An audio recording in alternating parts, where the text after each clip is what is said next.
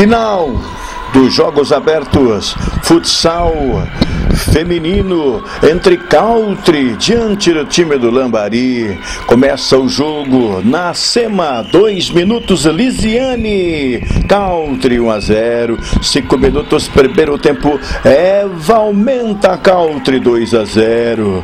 Olha, aos 10 minutos, Clívia aumenta, Country 3-0. Termina o primeiro tempo, vamos ao segundo, no reinício do jogo, logo aos 4 minutos, Clívia começa a fazer a diferença, coloca uma mão na taça, 4-0. Olha, aos 7 minutos a Eva faz 5-0. A Clívia escapou aqui do lado esquerdo, tira do goleiro e faz mais um, 6-0. É campeã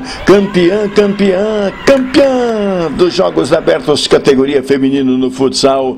Alô, Lisiane. Verdade, primeiramente, acho que a responsabilidade que tem com o time é indispensável, né? A vontade de jogar também é bem maior, por isso que eu venho e dedico todos os meus finais de semana pro time, pro clube. Paranavaí não tem time?